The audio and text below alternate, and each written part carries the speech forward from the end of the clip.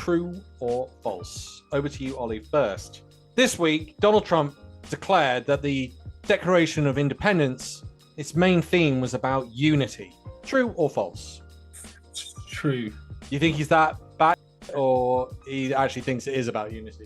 Well, it's about the unity of America, but obviously he is something of a historical revisionist, isn't he? So he may be reimagining what the Declaration of Independence meant, and imagine that it meant the British Empire would fall underneath American rule or some such, and that would be unity, wouldn't it? And he may have said something along those lines. Madge? Yeah, I'll go true as well. Unifying around their falling stock market and their empty shelves. So you both think true? Yeah. It is correct. He did say that the Declaration of Independence, to leave Britain, to be rid of the class system, to be rid of the monarchy, was about unity, which is why he put it up in his office. Okay, Madge. Donald Trump believed that a Photoshop picture, and it is Photoshopped, is actually real, involving an alleged MS-13 member having a tattoo on his hand who has been sent to El Salvador, which had the figures written onto the hand, deciphering what the tattoos mean. He believed that the numbers and letters were part of the tattoo as well, which is why the guy was actually MS-13. Go true. Sounds pretty believable. The guy loves MS-13. Ollie? I'll go false. I don't know. It is correct. So it is true. Trump, in all of his fucking wisdom, didn't understand that someone had put a photoshopped translation of the tattoos above the tattoos in a picture. So he thought it was real. And that's how he was definitely a member of MS-13. We all make mistakes, don't we? Yeah, just unfortunately some more than others. Anything with Trump and MS-13 is believable. You could say Trump said we got to nuke MS-13, and I'd say that's 100% believable. Try to nuke a hurricane. And we know because the memorandum came out because someone went off and researched it.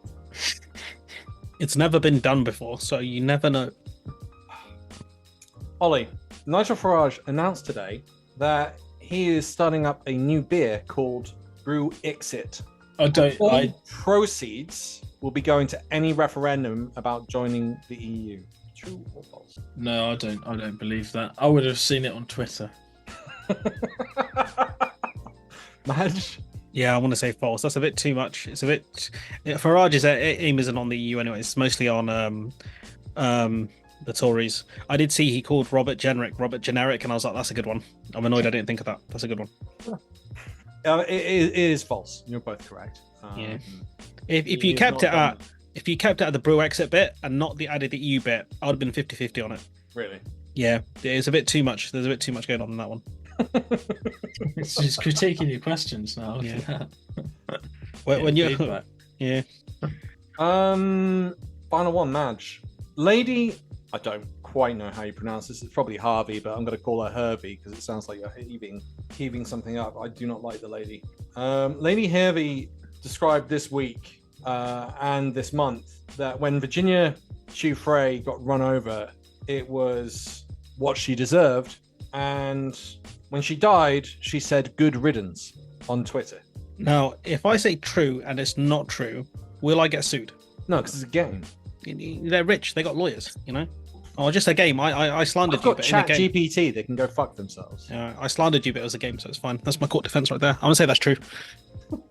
You need to put the words allegedly. Allegedly. I think.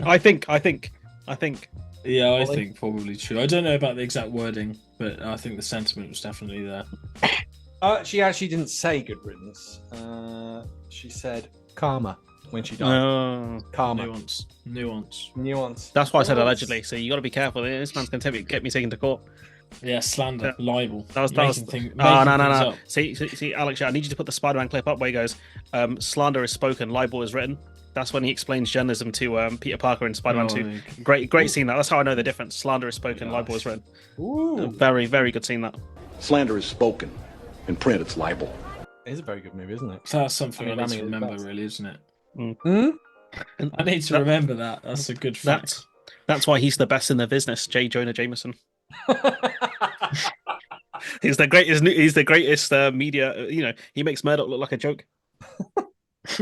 On that note, shall we get going? Yeah, by all means. Welcome everyone to the Sunday Roast, and we are back with a bang.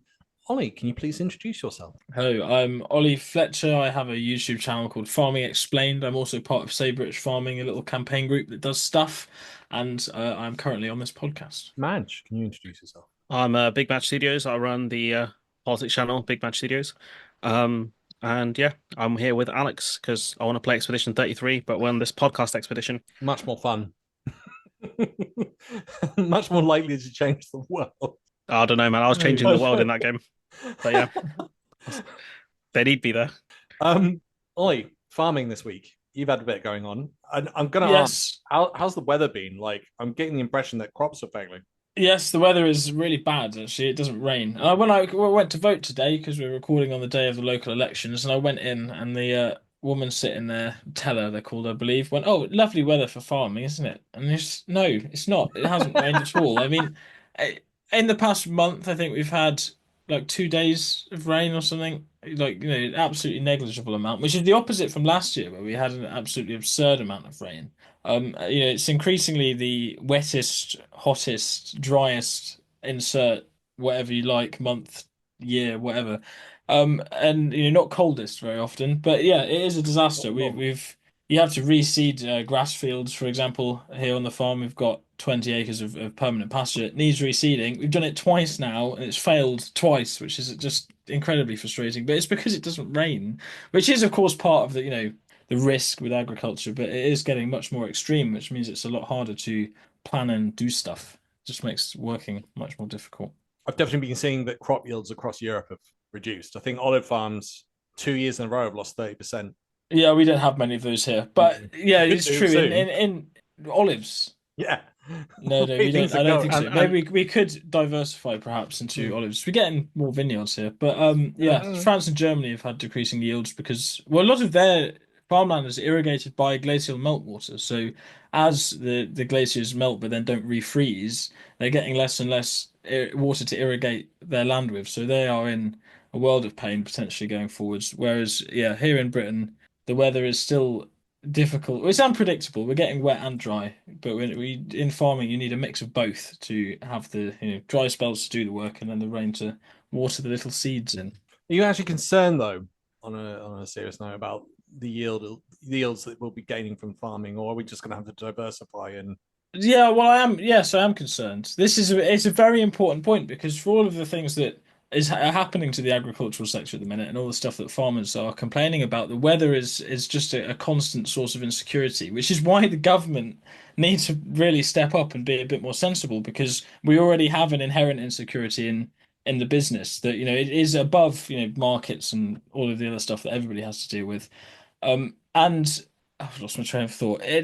Yeah, no, I am worried. I particularly, spring crops. If it's too wet in the autumn, you have to sow crops in spring. Then if it doesn't rain, they fail, and then you do have a failed crop essentially. You have a field that's not able to produce anything in a given year. So yeah, it's a genuine practical issue that society as a whole is going to have to face up to at some point. it's funny because I'm not really hearing much, if anything, from the government in policy to deal with that. And I don't think I've heard really any set of policies for 14 years, 15 years from any government trying to sort out farming, to link it up better with supermarkets, to make it interconnected instead of dictatorial. Because the impression I'm Yeah, getting is that the supermarkets dictate to you guys what the price is going to be, and it's like it or lump it. And if you lump it, completely. Yeah, then you get no money, so you've got to sell. So I'm sort of yeah, yeah. looking at this and just Mm. going, it's a bit of a shit show. Should I say fertilizer show? Is that more appropriate? This is well, The ideally you manure need show. both. You need soil organic matter from the manure and the fertilizers as nutrients. But yeah, it is a disaster. We used to have stuff like the Resale Price Maintenance Act that enforced a system whereby supermarkets had to pay us a certain amount and also regulated the price on the other end, which was good. That was removed under the post-war Conservative government in about 1964, I think. But yeah, since then we don't really have that. There's some money for flood damage, say, to farms affected by that, but the government have been notoriously slow rolling it out. And of course, we used to have the cheap food subsidies that supported farmers, sort of Was that irrespective of was the that from cheap the food EU? subsidies. The Yes, yeah, it was from the EU, the Common Hmm. Agricultural Policy. Although we did have it, we had the same idea here before we joined the European community was it back then? But yeah, we don't have that anymore, so there is no basic support. Oh, And I heard James Cleverly this week say that Brexit's been worth it for farming, though. oh, his hands were tied. His hands were tied. You can't. It wasn't a very strong case that he made, but as well as that, I couldn't really have said anything else, could he? He can say whatever he wants. It's his Well, life. If he So wants to be a yeah, conservative and Bad toe Notch the was talking line. about apparently getting rid of some barriers trading with the EU as well this week. So that's interesting because that's a yeah, heel turn, yeah.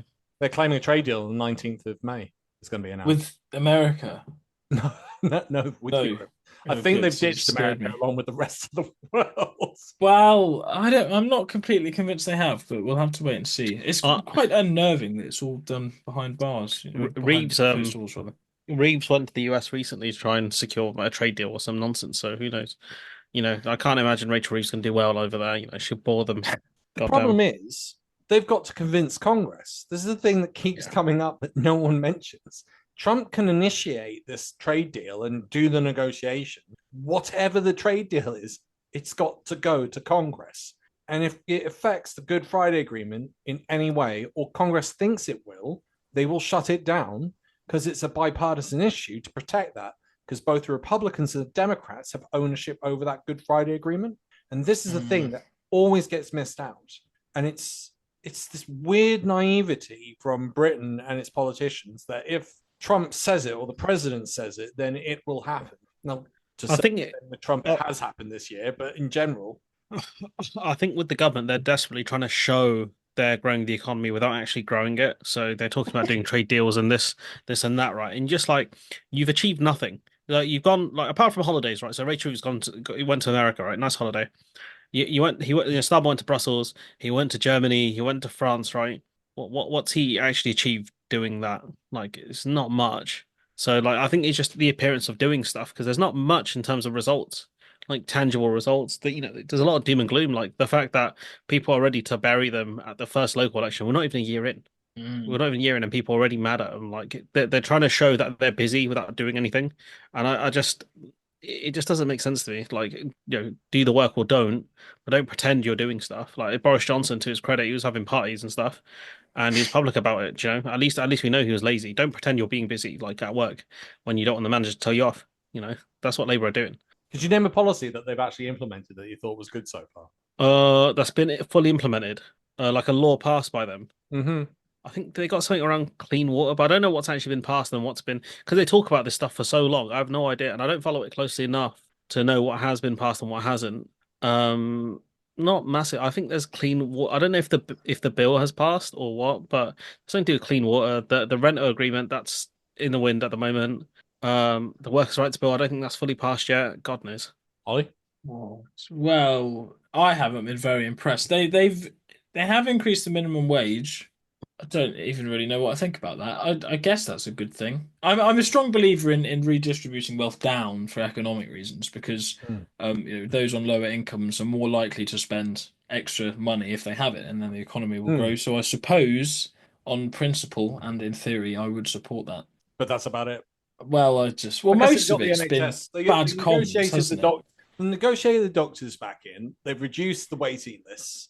I definitely felt it was conservative policy to run down the NHS so they could give an excuse to privatize it. Is the only either that or they're just fucking lazy. I can't tell which it is. I think they because it's a bit like when we were listening at the farmers conference this week. It was interesting hearing from some experts, and they were like, the farming policy should have an industrial, it should be a similar industrial policy in the fact that it affects different areas like the NHS and food. There was Mm, a report out this week on yeah, processed food and the damage it's doing to your health.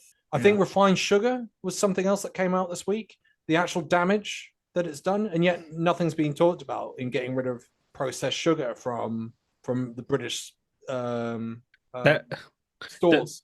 Gone. there is a limit on how much they can do because you had the sugar tax and stuff like that, and people keep buying, the full sugar products. So there is a limit on how much you can actually kind of nanny people, I guess. Because that was a massive stink when Jamie Oliver got that one through. I think what you mentioned there was mostly not laws that they passed, but more just budget policies, like Hmm. putting more money in the NHS and stuff. Yeah, yeah. The laws like how long does it take a law to pass? I think it's like a year and a bit. So I mean, the budget, like, just to come back actually, because there was something with people arguing about the comms, it drives me nuts because it's like, what positive news do you actually have for a start? It's not much. Like, if we're being honest, it's not much. And then you try and fight reform on the policies of immigration, which is not really a comms issue. That's a direct strategical issue. Because it was like the one smart thing West Street has ever said, right? He goes, it's not a comms issue if there's nothing to kind of say. That's something he said a while ago. Something on those lines of like, you can't blame the comms when you have nothing tangible. And what do Yeah, they have but that's I tangible? think Yeah, I would argue that the problem is more that they see it as a comms operation. I mean, I'd heard this somewhere, but I agree with it. Like they say, McSweeney, who I am very skeptical of. I'm not sure Mm. he's very talented at all. But he's like a campaigner. I don't think he won the last election. I think the Conservatives lost it. But they said in the campaign what people wanted to hear, which is change. We will be a government of service. We will restore trust in politics, and we will govern competently. And that's what people wanted to hear. Whereas now they're in government, and everyone was expecting them to do that. I certainly was. What they're doing instead is saying what they think people want to hear, which in any given week is often what Nigel Farage is talking about, which is then very much the opposite of the government of service stuff. It's very much the opposite of governing competently. It's just sort of this long running campaign. So I agree that there's no substance behind the comms, but I think the focus sort of is on the comms when it really needs to not be that. It needs to be on actually governing well and fixing the many things wrong with the country. I made a prediction in January that their manifesto wouldn't fix anything. And I said that the things that they Strong. need to fix, they need to sort out the birth rate immediately. They need Well, to increase it. anything, yeah, anything. Have more babies. Have more babies. To sort out housing. Like our birth rate's at 144. That means each year, in order to sort that out, you need about like the capitalist economy generally needs an increase in population. In Does it? size. Isn't that So, quite so antiquated? it's not Forgive quite, me. and I'll explain why. So you want, in theory, about 400,000 a year coming in to make up that shortfall. And the reason I cite that is because you've also got it linked in with the pension system. So in the 1970s, you had 13 people to support one pensioner. Do you know what that number is now? What? I don't know. Three to It, two to support one pensioner in tax revenue because we've got a declining population. That's why the immigration is at a high level because it's to support the low birth rate. And then on top of that, you've got 500,000 a year for the last 3 years leaving the UK. That's the population unsustainable. as a whole is increasing, though, isn't it? So No, how does that? it's not. Well, So it no, no, is no. increasing. It has increased. No, no, no. The general consensus is that the birth rate's at 2.1 in order for you to have a sustainable capitalist economy that supports pensions. Mm. That's the general consensus. There's some argument. So you were right. Holland is an exemption to that. But in order to do that, you've got to increase taxes to then supplement the fact that you've got less people supporting pensioners or social security or welfare or the NHS. So that's where the problem lies. That's my interpretation of the problem, which I don't think anyone's addressing. Yeah, but You've you're got assuming that those come on, people will have jobs. I mean, if you go back to say the 18th which people? century, it was believed. Well, the people in the country who were born in the 18th century, in Britain, they didn't want to do a census because they thought that the population was declining, and it wasn't. But they really, really needed the population to grow so that France would be scared of them because we had lots of bodies that we could give guns to and throw at them, right? So in times past, we did need lots of people for armies, and we did need lots of people for mines and such and such. But in Britain, we don't have that anymore. I mean, I know loads of people who have come out of university and can't get jobs. You know, Hmm. they're not paying tax. They exist. But I then it feel depends that on the type of job.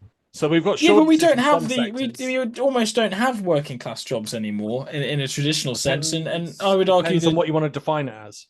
well, yeah, but heavy industry doesn't really exist in this No, country, and where it still does is in agriculture essentially, and the government is are now destroying that. So you're not. but then you could argue I don't think you your could argument argue you stacks. could argue retail. You could Amazon. uh, I mean, have you been to a you town could centre easily recently? argue They're that. dying. What's that? Well, town centres are dying because Amazon Yeah, is undercutting them all. It's all yeah. automated, But it's which also is just the down. point. You don't need the bodies anymore. And I'm of course in Well, no way that's advocating. that's a different argument. Again, this is something that they've not brought in policy, so we can debate over AI. And this is a historical debate that you can have. So, for example, you had the Industrial Revolution, and you had Luddites saying that all these new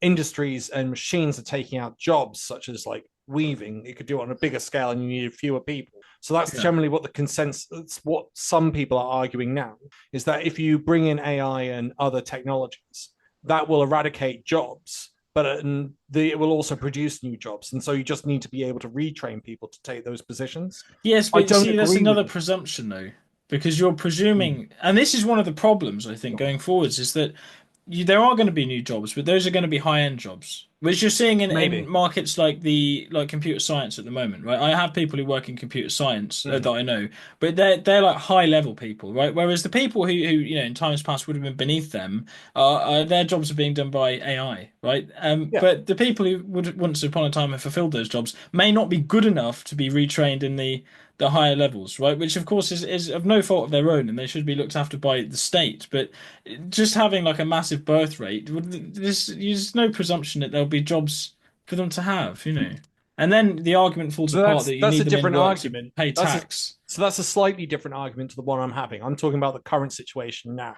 Whereas if you want to go and then talk about AI, then yeah, we are probably going to have to change that. But again, no one's talking about it.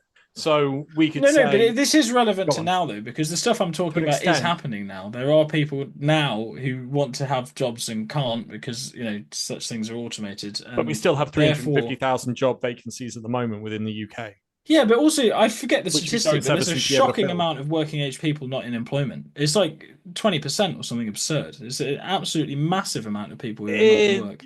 so that depends on whether or not how you break down the.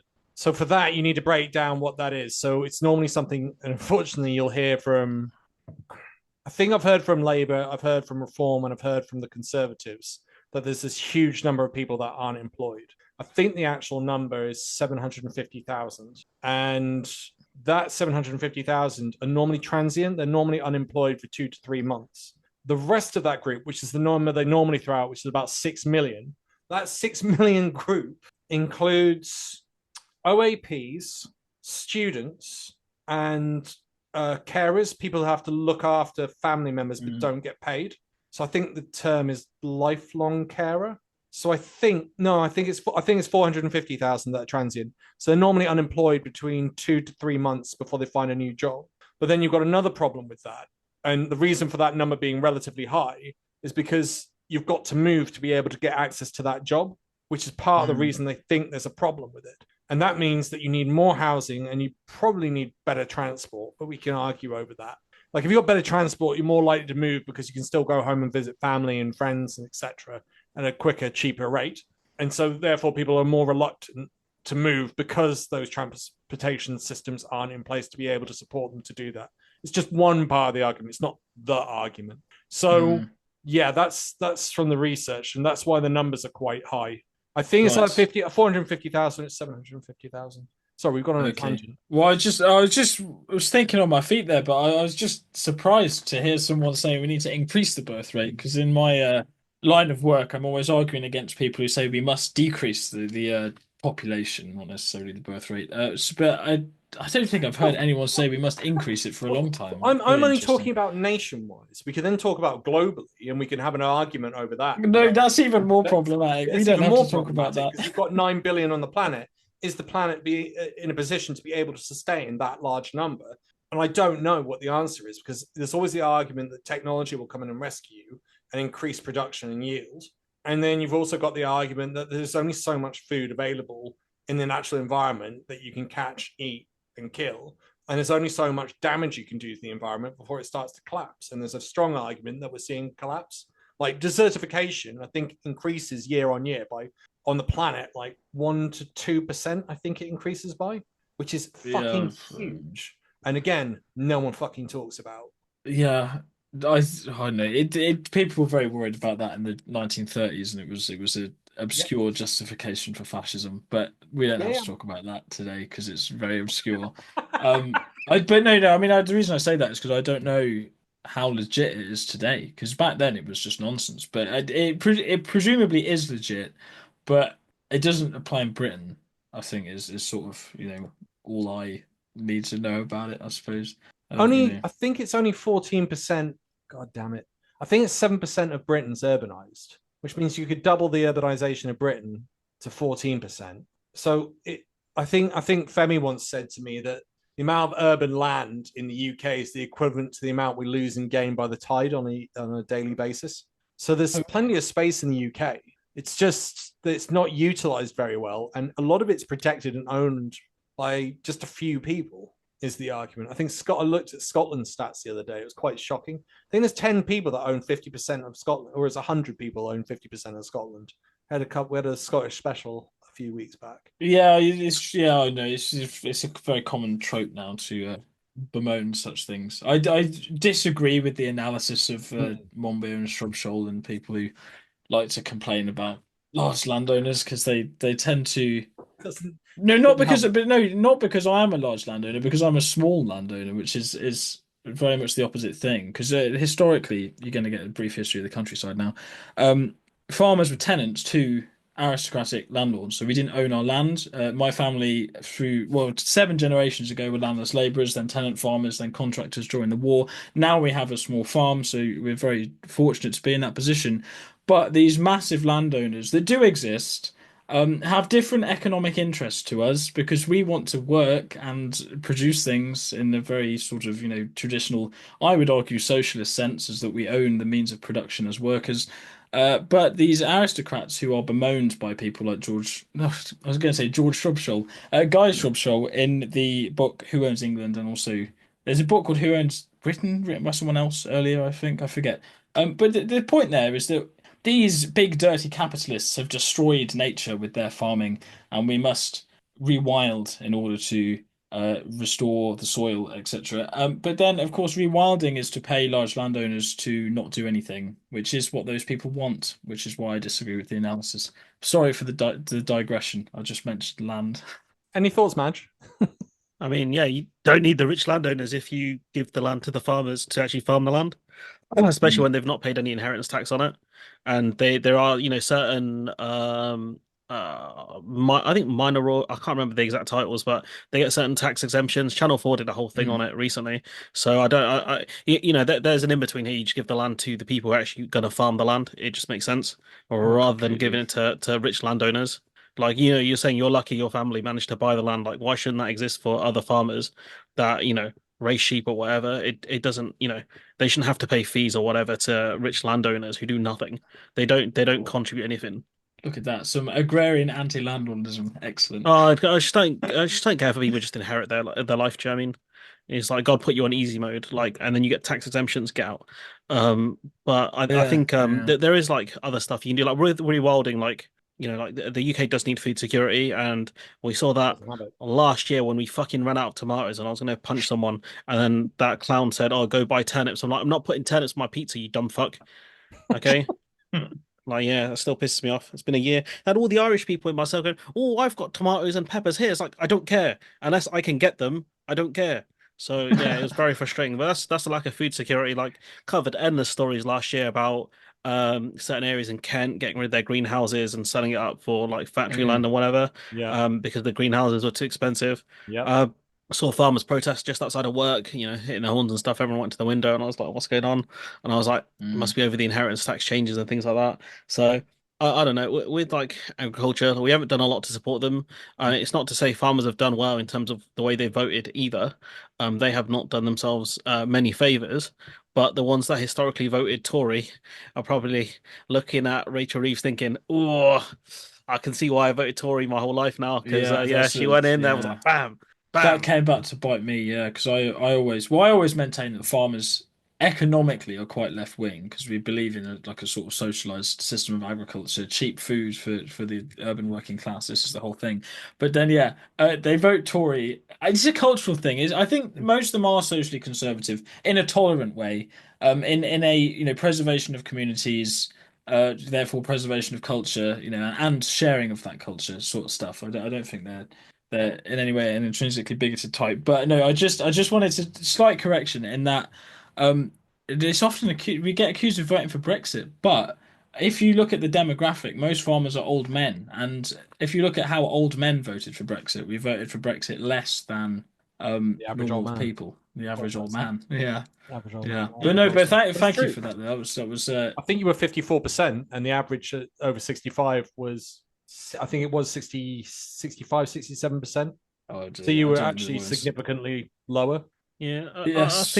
I think voting for Boris Johnson, bit of a bad idea. I don't think Corbyn would have got rid of a lot of the subsidies. I think he's probably a guy who believes in like, I mean, he owns his own allotment. Like, you can't get more like city farm boy than that.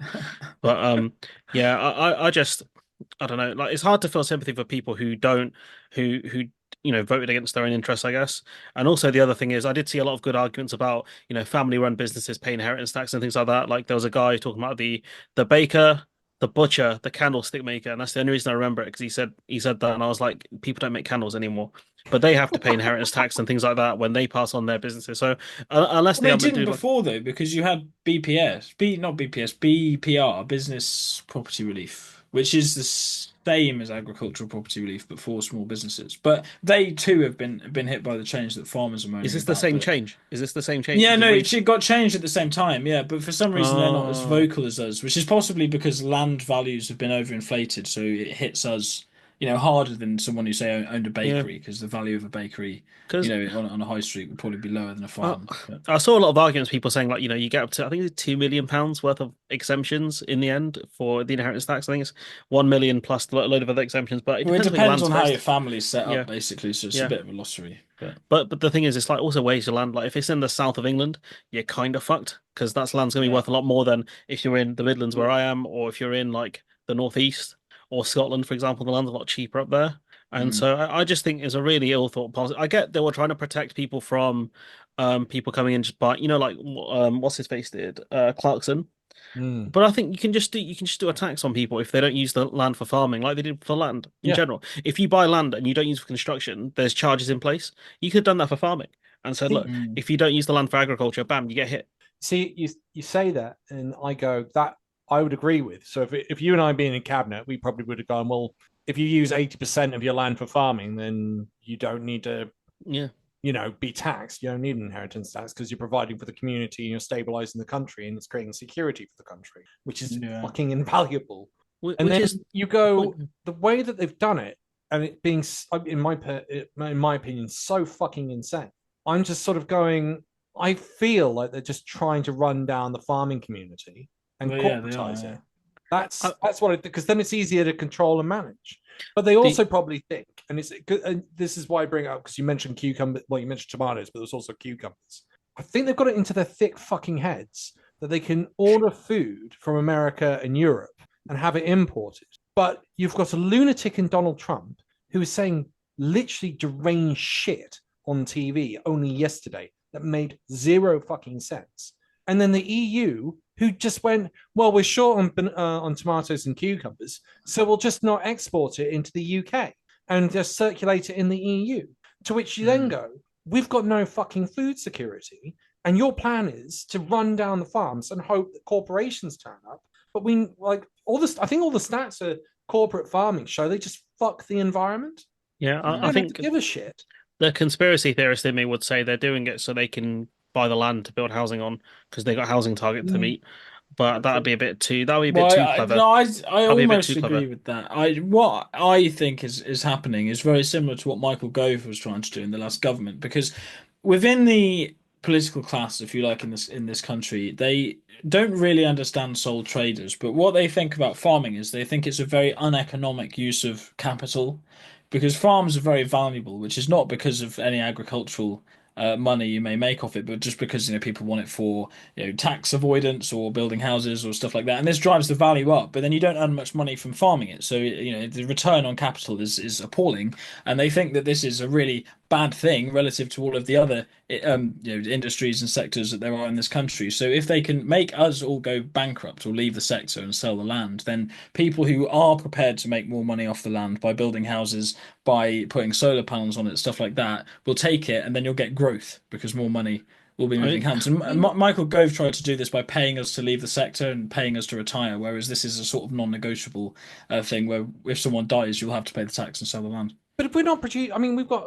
I think you quoted this week. We've got one of the highest yields in farm production in the world, Yeah, we have. Yeah, which is an we astounding yeah. fact. So you're like, this is as good as it can get with farming. But the thing is, we've got. I mean, we mentioned one lunatic on one side of the Atlantic. We've got another lunatic on the border of Europe that's invading fucking European countries. And you're Yeah. going, you need to secure our food supply. Are you deranged? What are you? This is what I like. So, It's so you and I can basic, you isn't it? you and I can have an argument about increasing the birth rate. I think you and I don't have any position in arguing that we need to ensure we secure our farming in case everything goes to Yeah, shit. yeah. Well, this is why I thought the birth rate conversation was interesting because I'm normally trying to argue against people who are sort of like, oh, there's too many people. We must, somehow remove them or whatnot. Whereas to hear someone being like, we need more is a different perspective. But yeah, no, I completely agree. We are in Britain incredibly efficient in terms of yields per acre. Mm. There's some really good global statistics on this, but we're like just narrowly behind the Netherlands, Belgium, New Zealand in terms of like wheat yield per acre, but miles ahead of everyone else. Those like sort of five countries are flying. And yet, I don't think it's all like based on what I was listening to with a professor from. He was an economist for the Farming Union. Sir Sean Rickard, yes. Yeah, his argument was that it wasn't connected up, whereas other fields are connected up. So, like the supermarket, I said this earlier, the supermarkets aren't connected with the farmers. Yeah. It's actually adversarial instead of cooperative due to the way We used to have the the thing is in Britain we used to have these wonderful sort of socialist in inverted commas mechanisms for dealing with this stuff. We used to have marketing boards, which Yeah. there still is a wool marketing board that owns all of the wool in Britain. If you shear a sheep, it's owned by the marketing board, and then that gets sold on your behalf. But as such, like all farmers in Britain sell from this one point, which means that they have a massive collective bargaining power that's sort of Yeah. controlled by the Oh, government. we can't have But that. they No, no, but no. they've Margaret Thatcher they've said gotten no. rid of You all of the other can't all ones. join together and argue with me. Yeah, I know. It's like a government sponsored union, I guess, in a way. But there used to be marketing boards for all of the commodities, but they've removed them.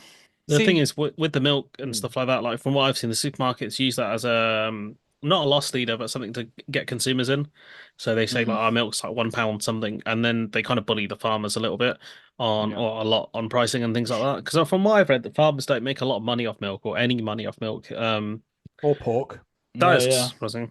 Well, they it's won't make any true. off me for that, but yeah, the thing with the way supermarkets it's called monopsony. I think the word is like it's not where there's a single buyer, but there's just a small amount of buyers, or it's very concentrated. So that like if you go to Asda and say no, we want a little bit more, Asda can like buy it and then go to another farmer, and you don't Yeah, have yeah, much choice because who else are you going to sell to?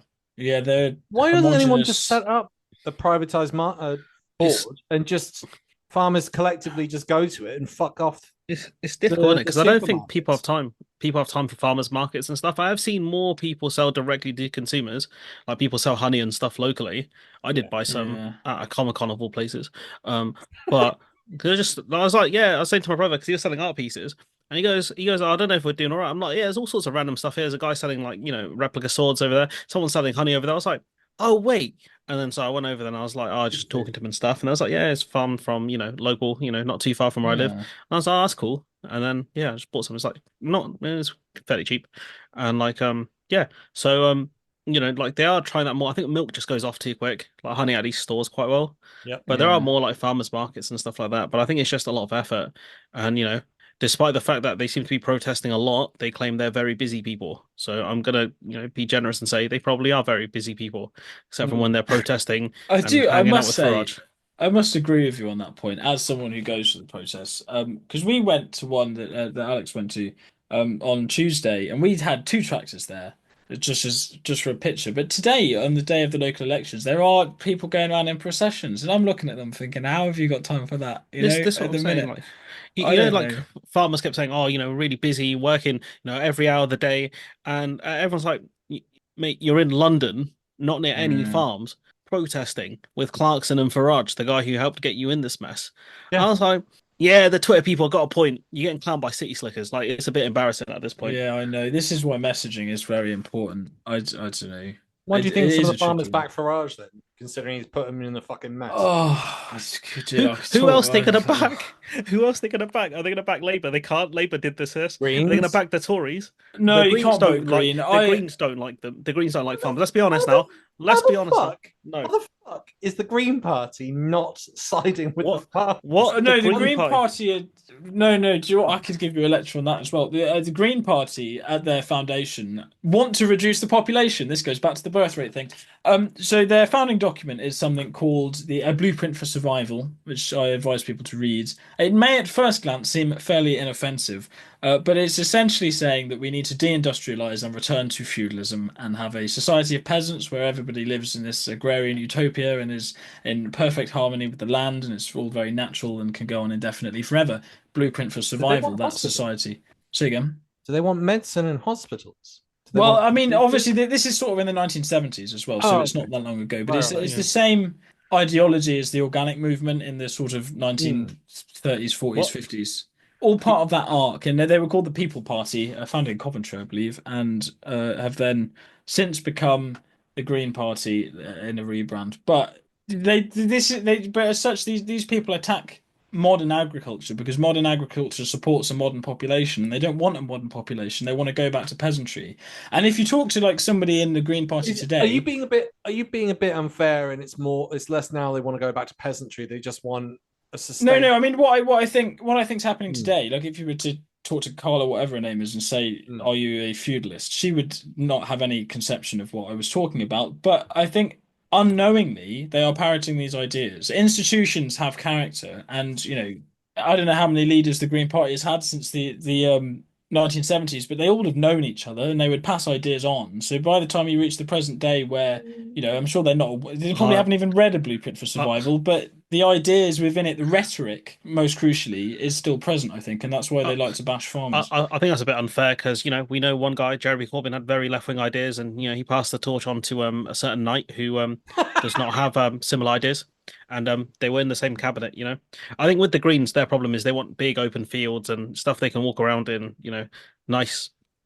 Greenery and stuff. They don't want anything built there, like the donut, right? They were trying to build pylons to make the energy more efficient going through his constituencies. He goes, no, and you're just like, Yeah, what do you want, bro? Like, honestly, you can't have green. Like, if you want the country to be more kind of to pollute less, you are going to have to build stuff. You're going to have to yeah, build but this is trains. it. It's not Yeah, rational. It's led by rhetoric and an yeah, idea of like aesthetic. It's led by yeah. aesthetics. They want a nice, beautiful, green, natural looking country, which isn't necessarily what's best for the planet. But also, yeah, I completely agree with you. It's a very metropolitan movement, which is one of the reasons farmers wouldn't support them because it's sort of telling townies who think they're very progressive what they want to hear. I think is a lot of it, which is not. Feel like we're being a bit mean on the Green Party. We need to get someone They on the Green they Party. kind of I've deserve got it. someone in mind that we'll get on probably in the next week They're or so. I they're don't they're, they're a know. little bit shit when it comes to comms and stuff. Like, you're the Green Party. Why are you blocking solar panels and stuff in your area? That's your whole Yeah, thing. That's literally your whole thing is we want the country to be more green. Not here I though. know. See, I And it's often like, think come on, man. there's a idea in their head that it's either one or the other. You can have the field or you can have the solar panels, but you can't have both. Yeah. But in the south Completely. of France, about 5 years ago, they had solar panels that were so tall that the combine harvester could get underneath, which then meant you could regulate the amount of sun that the grass or the soil was receiving at that point, which then meant you actually had more control over the enverment, but you've also got a Yeah, double but bubble. this is the point. It's rhetoric, and from the beginning, if you go back to the 1930s and 40s with the organic movement, and then like the sort of 60s, 70s, 80s with the whole what is today the environmental movement, there is a distinct divide between like what they present as like modern agriculture and industry, all this sort of stuff, and what they see as a natural society. Like you cannot have both because they want to get rid of one in order to have the other. So but this you see this in how green people think today.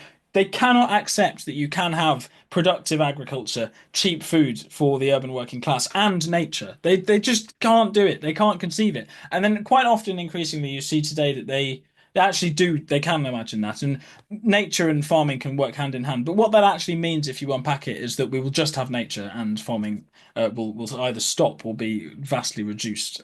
So, but again, it's rhetorical and it's influenced by these ideas that were designed to reduce the food supply and therefore reduce the population. I sound like a conspiracy theorist. It's Yeah. all true. You can read it. A Blueprint for They Survival. they I'd have the remember Lib Dem reading it. issue. They have the Lib Dem issue where it's like we want this national policy, and they'll go to constituents and say we don't want that policy here. We want HS2, but not here. We want Mm. more green energy, not here. That's the problem they have, and that's what I mean with the pylons and stuff. Like he gave Starmer the biggest open goal I've ever seen, and Starmer actually managed to score for once. And I was like, bro, like you're making the guy look good. Like stop it, just stop it, man. It's embarrassing. And so that's their big problem. It's like, do you want good public infrastructure that's going to reduce the amount of cars people use? Yes. Do you want that in your city? No. Yeah, It's an completely. NIMBYism, isn't it? It's But, Yeah. literally NIMBYism, but yeah. speaking of contrasts of, thinking, we've got Donald Trump that we need to talk about, Going from green to where you orange. can have tariffs and a strong economy. Did anyone have the pleasure of listening to his interview with ABC News this week? It was fucking mental. This guy. Declaration of Honestly. Independence, he claimed, was a paper of unity, even though it was actually a divorce bill, which ironically you'd think he'd understand as he's been through so fucking many. But no, he couldn't understand that the Declaration of Independence is a divorce from the UK to get rid of the class system, to get rid of the monarchy, to have representation. But he called it a bill of unity and love, which is just wild. Then Yeah, but not with the UK, did he mean? Or did he mean with the UK? we're not sure what he meant because he doesn't know what he means and he doesn't understand or read stuff, including the Declaration of Independence, which he's got hanging up in his office and can look at on a daily basis. He didn't seem to. It was the guy just asked him. He said, "Oh, you've got the Declaration of Independence. What does it mean to you?" And he's like, "Well, it's all about America. So I mean, that has no meaning." And then it's about love and unity. To which you're like, it's a bunch of English people telling another bunch of English people to go fuck themselves because they don't want a monarchy. It's a divorce bill. What are you talking about? Yeah, I think the American Revolution was wrong, actually. You think they Which should have is stayed with us? Yeah. Well, I think it was nonsense. I studied this at uni. I studied the American Revolution from like a British administrative perspective, which was enlightening because it's one of those things like when you have an empire or just a nation, you have to have like some sort of founding myth. And the American Revolution in American culture is so fundamentally unquestioned. Washington was just this entirely good figure who did something incredibly radical. He led a revolution, but he was just good. He was just a good man. And that's it. There was nothing else to him essentially. And then they do question Jefferson a bit now. But when they announced the Declaration of Independence, our government couldn't acknowledge it because that would be acknowledging that the Congress had done something and therefore acknowledging the Congress. So what Lord North, our Prime Minister, did instead was went to this chap called John Lind, who was a printer, and just said, "Look, can you just publish something just taking the piss out of this?" And it is brilliant if you read it. They got Jeremy Bentham, the utilitarian philosopher, to do a bit, and in it he's sort of like, what the hell are these guys thinking? They're complaining about government and taxation, but these things are inherent to a nation. You can't have a nation without government, and you can't have a nation without taxation. And if you look at the problems that America has now culturally, they like to complain about the government and they like to complain about taxation. So they never really got over it. The American Revolution didn't work. Yeah, It but never. the whole point was representation, wasn't it? They didn't have anyone to represent them, and so you tax them, but you give them nothing. At least they can go to their congressperson now and complain. What does it do? I don't know. If you don't live in DC, you can have a senator who you can complain to. So you've got multiple politicians, and you've got a president you can call a twat on Twitter to, or whatever, Yeah, Truth Social, whatever he uses. But at least they've got representation. They didn't. That was kind of the point of it. Taxation without representation is theft, which is ironic because the fucking bastard taxes Google abroad, and I don't get representation. And I get taxed fucking $5 from them. Where's my senator? exactly. It's under Biden. Where's my senator? How they've changed. You But yeah, need your Bear own in there's no mind, declaration of representative. I need unity. my own senator. bear in mind that the Declaration said that all men are equal, but that obviously halves the population who are represented. So it And ignores This is women. true. and The some men, unity of manhood. Or it gets better because the slaves were essentially considered non-human, and so were the Native Americans. People Yeah, actually that's just it. There's so much stuff I disagree with about yeah. it. If you read it, I think in a way it's similar to Brexit in that some people just want it, and you can sort of try and have a rational argument, but there isn't, it's not really a whole lot going on there. It's just kind of a disposition that they have. Uh, So, like one of the arguments against the British rule is that we allow Catholics to have civil rights, and they're like, no, you can't do that. Catholics have an allegiance to a foreign prince, the Pope, and therefore can't be trusted. So they have a revolution and then pass the Second Amendment and give Catholics' rights, which is ridiculous. Another thing that they do that's annoying is that we actually, while all this is going on, we don't even have a foreign secretary because Lord North is depressed and the last one resigned and they just don't appoint one. So the British government is quite hands off because we don't even have people in the positions to be doing stuff. But they say we would like to expand west, and the British answer to that is, oh, you just don't really need to do that. Like we don't have to do that. And they're like, no, you say that because you're rubbish at killing the Indians, whereas if you just let us do it, we'd kill all the Indians. It wouldn't be a problem. And then they have a revolution and kill all the Indians. Are we the bad guys? I don't know. I mean, And when then you're also Haiti. You have the whole Haiti thing you, as you, well. I mean, you'd have to argue then Britain going in and killing a load of Native Americans and taking the land in the first place. You're inherently the bad guys just off the jump. Like you're a bunch of colonists. That's what the original settlers were. They're colonists. So Well, I'm there's in no no heroes. way. There's no I'm in heroes no in way war. I in a mean, yes, if completely. I agree. no, I if agree. you take the Russian invasion of Afghanistan, right? They invaded a foreign country, and who are the people who fought back? The fucking Mujahideen. And so there's no heroes in war. Not really. not You really. No, fight I for your agree. I country. You agree. fight for your I'm land as I'm best you can. Yeah. Like I'm in no way defending the British Empire, but I yeah. think the There's no. American Empire is just as bad. Yeah, the revolution made sense on paper. It's just they fumbled it in the end. The I Sons of guess Liberty messed it up. That was the problem because it was for yeah, it was for wasps, wasn't it? The American Empire's pretty up there as bad as the British Empire for the number of controversies and atrocities that it's done over There's a lot post World There's War a II. lot. There's a There lot. is South a America had it ton. rough. South America has it rough, Has and it Cuba. rough, yeah. Yeah, Oh yeah, and yeah, now yeah. Canada potentially. 51st. Could be. It could be. Yeah, I, they could have a I, bottom. yeah, I not defending the British Empire, but I find the British Empire more sympathetic than the American Empire because in the theatres I have studied, the British Empire was remarkably sort of laissez-faire, which sometimes is a terrible thing. Sometimes not doing anything causes I would a lot of death. I But don't know, bro. I I'd would say I'd wholeheartedly argue that. They might come off and suggest that they were laissez-faire, but some like they saw but take, I mean, the American they sold Revolution, for more example. opium in 1 year than Escobar did in his entire life. That's fucked. And they did it for about 200 years. you also have not one famine, but That's two fucked. famines. You have two famines under the belt there, which is again like it's not great. I'd It's argue just you're I've made arguing a between very Hitler and bold Stalin. statement. You're No, arguing, yes, yes, you're yes, arguing yes. between Hitler and Stalin at this point. And you're like, well, Hitler did kill, a lot of Jewish people and a lot of other minorities. It's like, yeah, but Stalin killed more of his own people, multiple purges, I and don't then, I at least don't Stalin's on the good team on World War II, and you're just like, both pretty bad, I don't But- No, know they were, yeah, I completely. don't know of many in history that wiped out 90% or helped out to wipe out 90% of a population on two continents. Genghis Khan is pretty much up there. I think there's a crazy stat that they figured out that he wiped out, I think it's a quarter of the world's population. The way they calculated it was the amount of carbon dioxide that decreased over that period. So that's people not chopping down trees, people not Does having that make him fires better or and worse than trees. America, do you think? What's that? Does that make him better or worse than America? No, I'm saying on par. I'm Yeah. saying on It's par. just said I that don't is how know. bad America is. America, Oh, America's they have killed a quarter of the Earth's population. to Genghis Khan, he where's did it all that on horseback stat as come well. from? What, Genghis Khan's killed a quarter Yeah. or America has? So I'm being silly. Forgive me. No, we're just saying, Genghis Khan did it on horseback, so his feat is more impressive. If we're saying who's the worst one, dude was he's away from his home.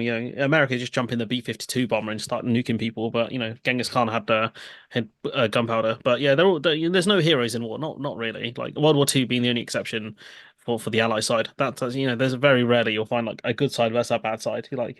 War's the worst thing for people. You ever read about the Crusades and the genocide they did? I mean, Who it did? really pales in bit. comparison to any modern conflict. So, like, I think it's the first Crusade. I think they turned up. The Crusaders from Europe have been sent there by the Pope. It's fucking fascinating the parallels you can have today. So, like, the reason we didn't have cotton, right, for fucking ages is because the Pope didn't want us having cotton. So we had to walk around in woolly shirts for several hundred years. And the reason being is because the Muslims had control over Egypt, which is like the main area where cotton was. But which I'm just like baffled by. It's like you wouldn't even economically trade with them, that you hated them so much. And so you made the whole of Europe suffer with itchy wool that was just a shit material for clothing.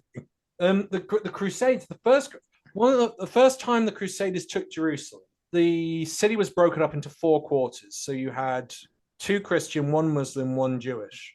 The Crusaders broke in and they started massacring every single Jewish person and every single Muslim. And there's an account of a Crusader finding a group of Muslims. And he said, "Oh, I don't want you to die. Take my banner and you'll be protected." It's later in his diaries that he comes across them and they're all dead, even though they had the banner of his protection. So they were just mental. But the really wild part, they went into the Christian sectors and they basically said, "Give us I think it's the Spear of Destiny. Give us the Spear of Destiny." And the Christians were like, "We don't know what you're talking about." So they said, "Right, bring us all your archbishops who came to the forefront," and they just executed them all. Then they were like, "Right, now we're going to execute your deacons. Bring us the spear." So they then just started executing all the deacons. And after that, they just brought them the spear. But you're just like, they were fucking... So they were executed over half the city just because they had a different religion. And you're like, that's fucking wild shit when you read about it and what they were doing during that period. And I don't know. I mean, again, I think the Genghis Khan and his group were doing something similar to that. But that is... Why did they do that, actually? Because in the Christian thing, they believed that, the rapture was coming, and if you weren't Christian, you wouldn't be saved, etc. So fighting for Christendom was like fighting for like the survival of the soul, etc., etc. Which is sort of why you do that. Like if someone wasn't Christian in that view, then they're not human. Which, of course, in the modern day is wrong. But why did Genghis Khan do it then? Just for fun? For control. So he would go into a city and just... So the deal was, if you surrendered without any hassle, you can continue. You just pay us tax. So that's a really old system. I think the Romans did it. A vassal system, yeah. Yeah, I think some of the first caliphates did that as well. Some of the first caliphates sounded pretty chill, to be honest. They were like, so I think it's the first caliphate. When they started conquering all these territories, they were really shocked at how easy it was. And they basically didn't have the ability to administrate a city or an area. So they basically said, "Well, you're Christian, so we'll allow you to continue because you're sort of us, aren't you?"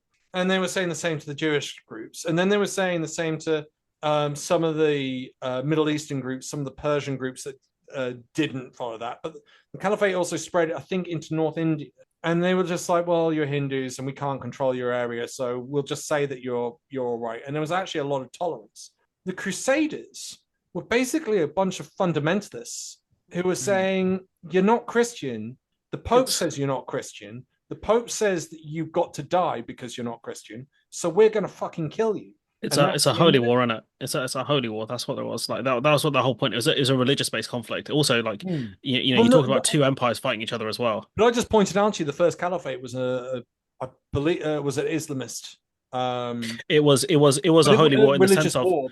But they were like, once we conquered you, as long as you behaved, like the Ottoman Empire was based on that. If you read the book, the Sword of Allah book, from what I remember, he just told him that you're not fighting Christians or Jews, you're fighting the fire worshippers and the pagans basically. And he goes, they're the ones that you're gonna kill, basically. And the other ones just pay protection tax, which is I think it's the same that Muslims pay. It's the same as zakat. I think it's like It's not like a ton of money, and then you practice your religion, you carry on trading as is. Because I think in Spain they had banks and stuff like that, which is against the rules, but they just let them slide.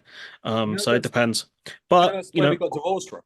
Discussing empires, no one's beating the Japanese empire from what I've read, so we can leave it at that. So if you want one that's worse than the rest, no one's beating the Japanese empire. I was watching a video on it. It's like top 10 most like worst empires or something like that. And the top comment is like, if Japan isn't number one, I swear to God. And Japan was number one. I was like, cool.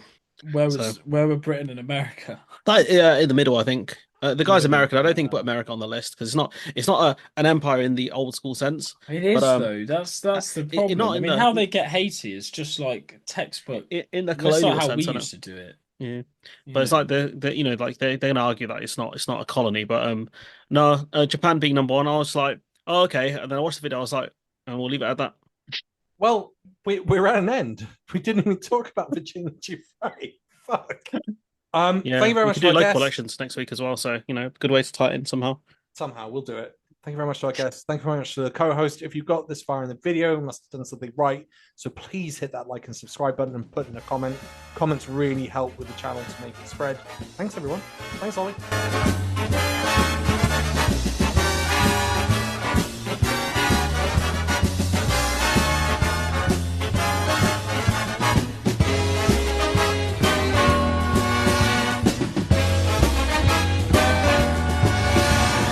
Tune in next week for another exciting story from the files of Police Squad.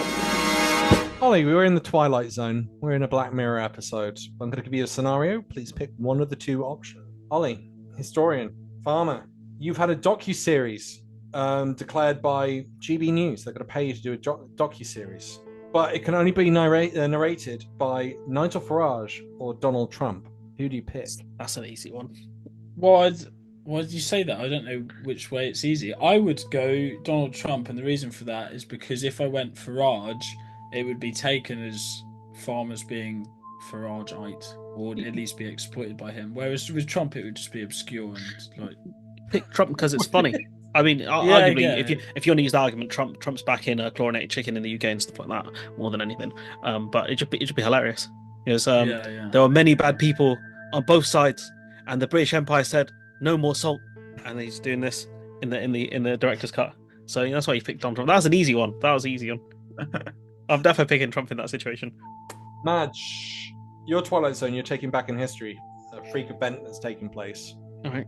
But you can pick two paths. Do you join Genghis Khan's hordes or do you join the Crusades?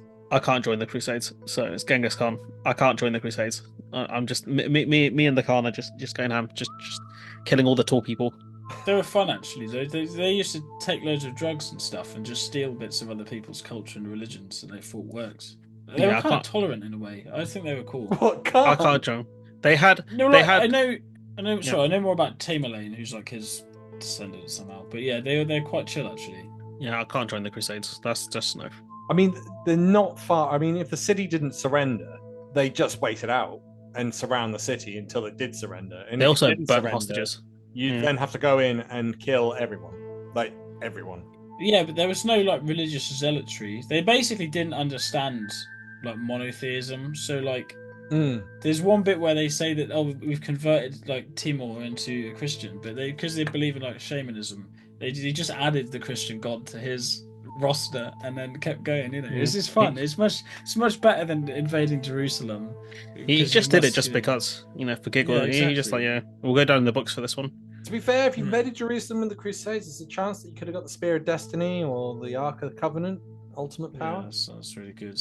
I don't know. Maybe he did get those things. That's how he built some fucking gigantic empire. On that note, bye.